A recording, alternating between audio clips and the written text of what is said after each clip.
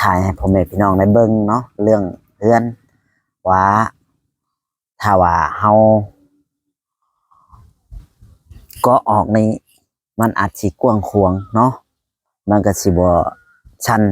พี่น้องเนาะเรื่องต่อกระเทิบพี่น้องเนาะเรื่องนี้กับประเด็นที่ว่าจอยสิว่าเรื่องต่อกระเทิบเพื่อนถ้าว่ามีงบประมาณเนาะถ้าว่ามีงบประมาณพี่น้องว่าต่อเพื่อนนี่ก็อาจสิหลายเติบอยู่ได้พี่น้องเอ้ยเพราะว่าเครื่องของทุกอย่างก็แพงพี่น้องเนาะเพราะว่าทาง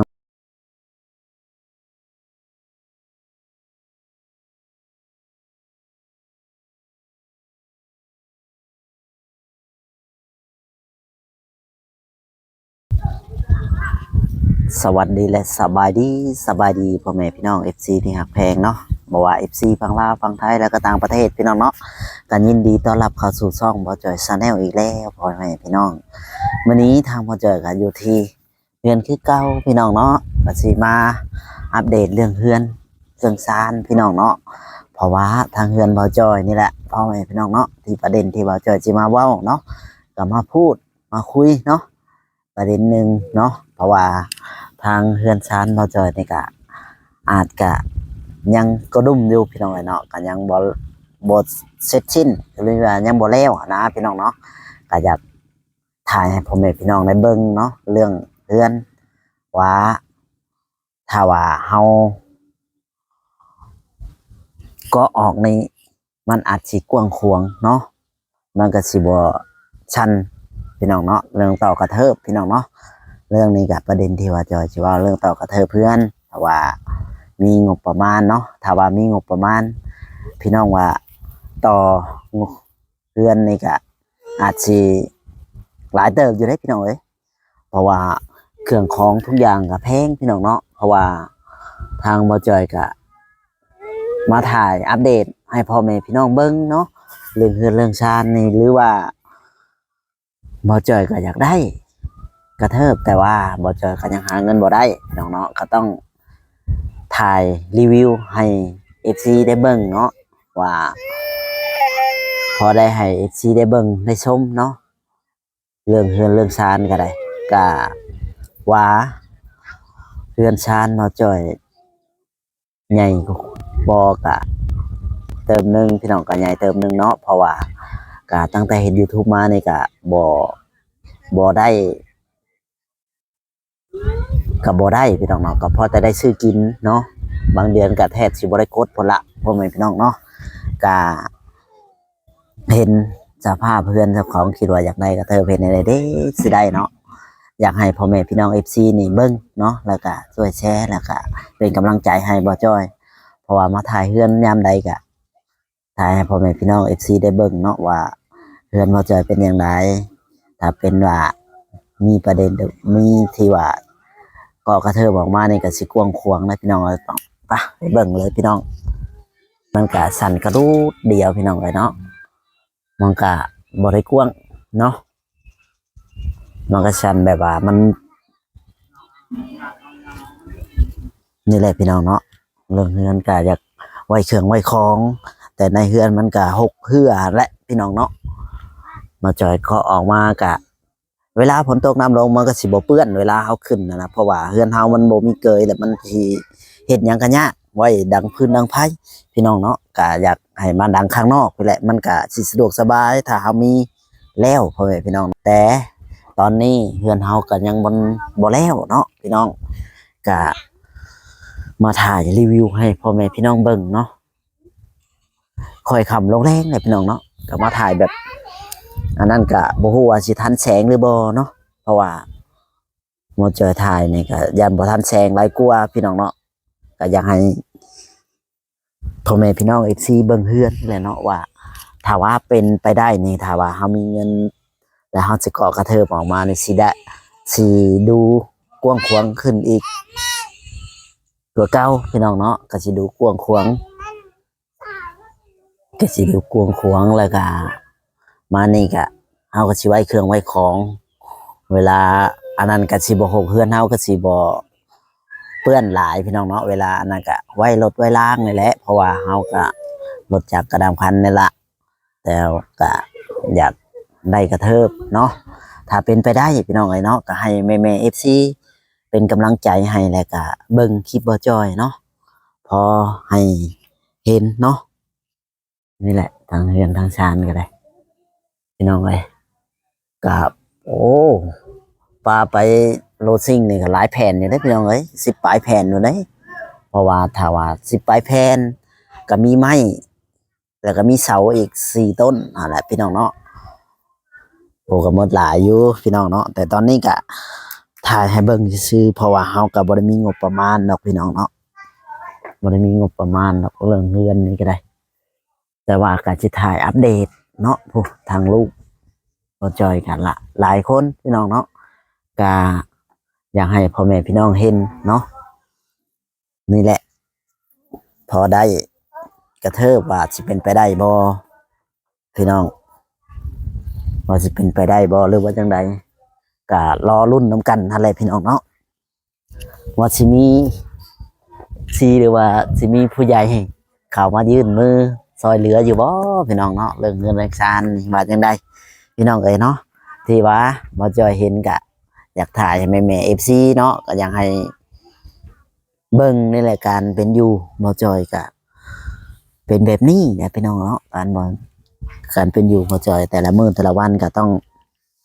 มาถ่ายคลิปก็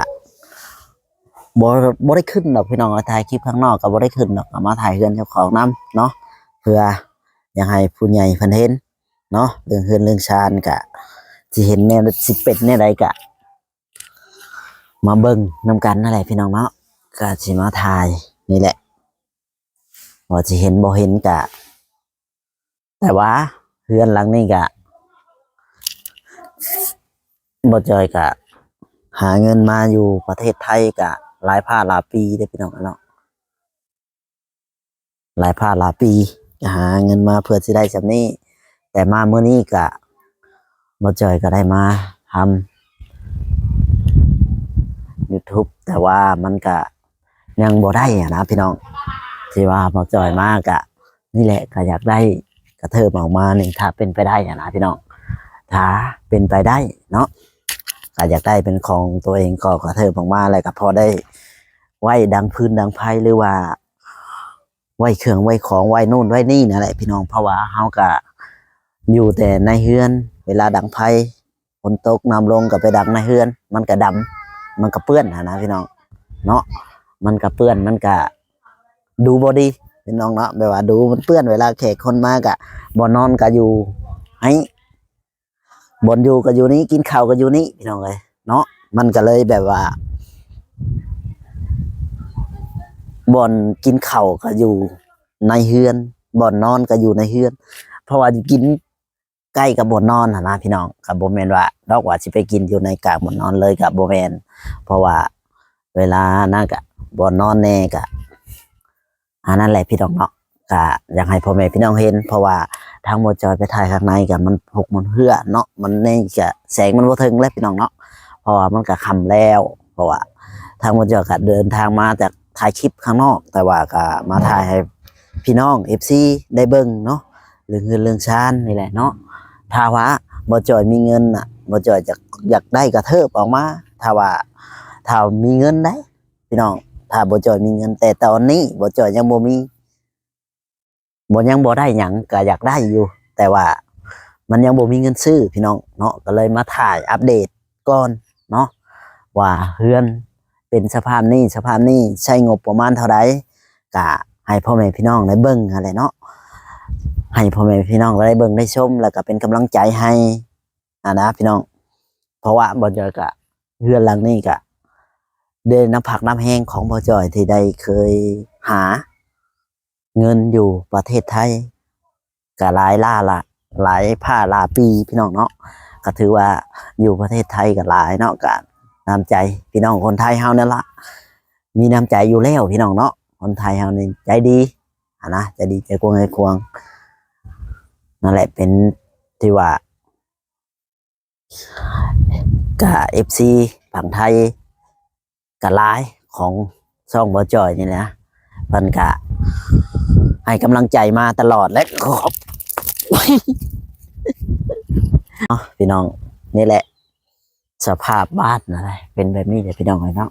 ตำบลดังไผ่ก็จะจ้อนี่พี่น้องเนาะกับโบฮู้แล้วนี่ก็หาเงินมาจากปีซื้อดินซื้อดอนนี่ก็ซื้อ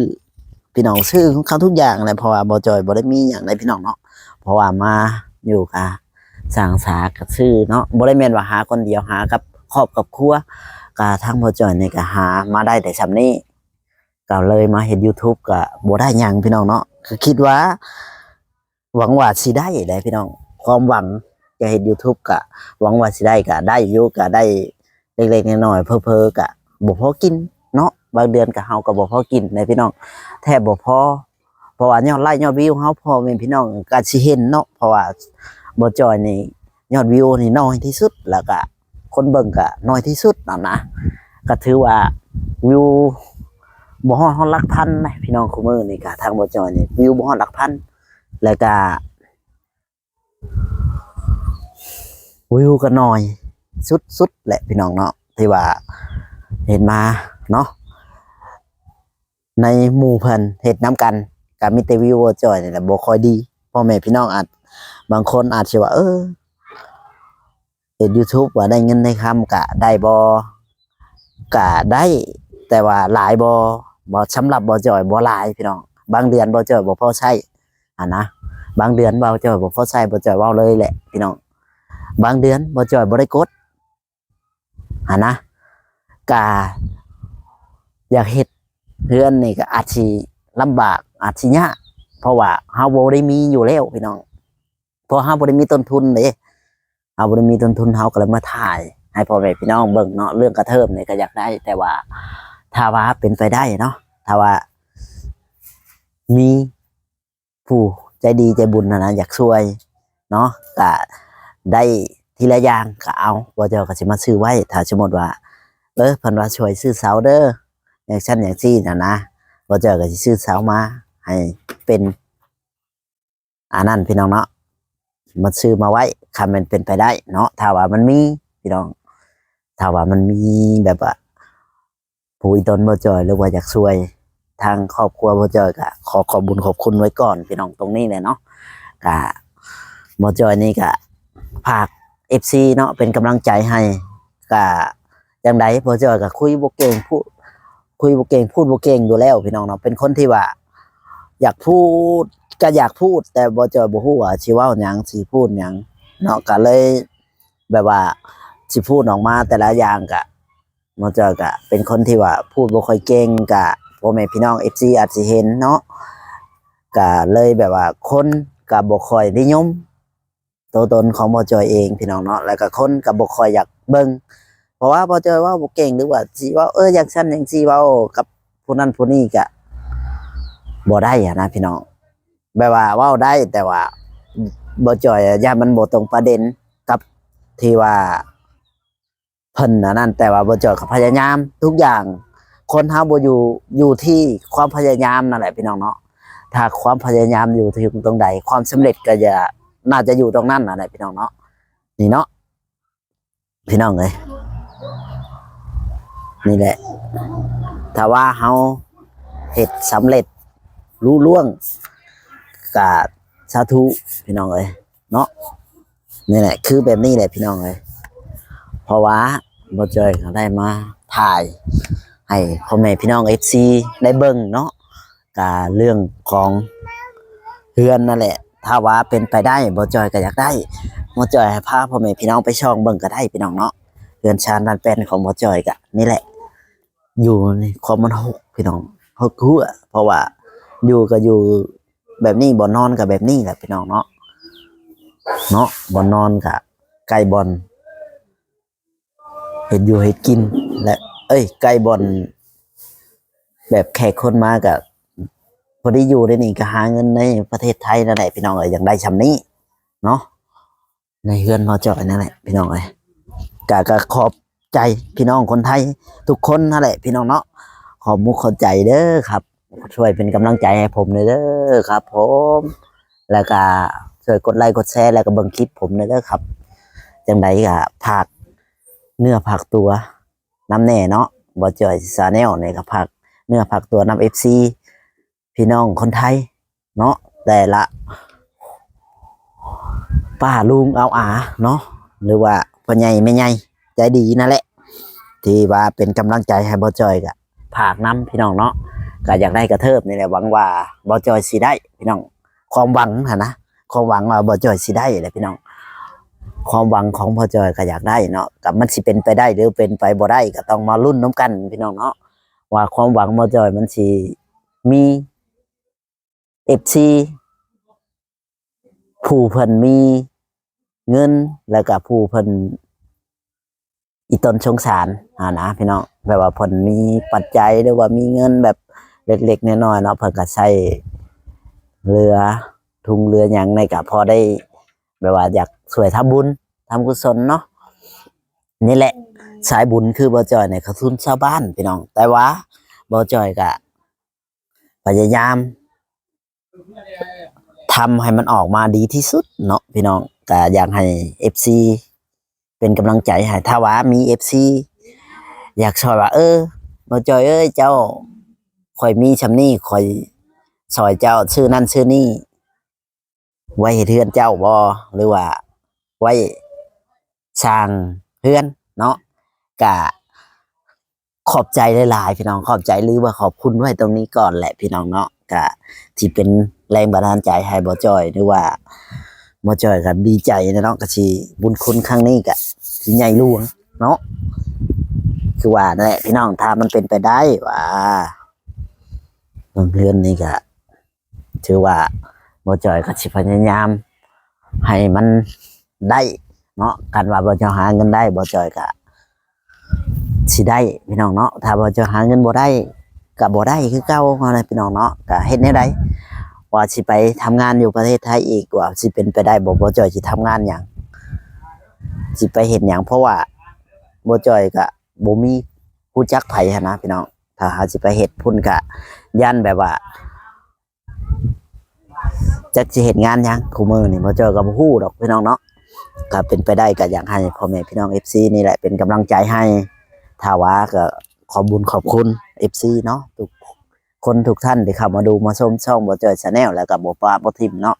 ก็ให้กำลังใจบ่จอยเนี่ยขอบคุณไว้ตรงนี้เด้อพ่อแม่พี่น้องเนาะหรือว่าพี่น้องในประเทศหรือก็ต่างประเทศก็แล้วแต่พี่น้องเนาะหรือว่าสิเป็นอเมริกาหรือว่าเกาหลีญี่ปุ่นหรือหยังก็ว่าไปพี่น้องเอ้ยเนาะที่ว่าเพิ่นได้เห็นคลิปบ่จอยนี่ก็ฝากเป็นกำลังใจให้ว่าบ่จอยสิได้กระเทิบบ่หรือว่าจังไดก็มาลุ้นกันอีกทีนึงพี่น้องเนาะก็ทางใดก็ฝาก FC ทุกท่านทุกคนเนาะที่เข้ามาเบิ่งมาชมช่องบ่จอย Channel เขาตอนนี้ก็ค่อยทำลงแรงแล้วบ่จอยสิจบคลิปไว้ก่อนพี่น้องเนาะถ้าว่าบ่จอยพูดผิดประการใดบ่จอยก็ขอโทษขออภัยไว้ตรงนี้พี่น้องเนาะก็ขอบมุกขอบใจแม่ๆ FC หรือว่าอ้ายเอ้ยพี่เนาะทุกคนทุกท่านนั่นแหละที่เข้ามาดูมาชมถ้าว่ามันบ่อันนั้นก็ถือว่าบ่เจอกับบ่ได้นะพี่น้องก็อยากได้แต่บ่ฮู้ว่าสิเป็นไปได้ใดเนาะอ่ะคลิปนี้บ่จอยก็บ่มีหยังหลายพี่น้องเนาะก็มาเบิ่งเรื่องกระเทิบเพื่อนประเด็นที่บ่จอยมาพูดนั่นแหละก็อยากให้พ่อแม่พี่น้องได้เบิ่งได้ชมนํกันเนาะเรื่องเฮือนบ่จอยก็บ่ได้ถ่ายข้างในพี่น้องเนาะให้พ่อแม่พี่น้องเบิ่งเพราะว่าตอนนี้ก็แสงมันบ่ได้นะพี่น้องแสงมันมืดแล้วบ่จอยขอจบคลิปลงเพียงเท่านี้เด้อพ่อแม่พี่น้องกับคำว่าสวัสดีและสบายดี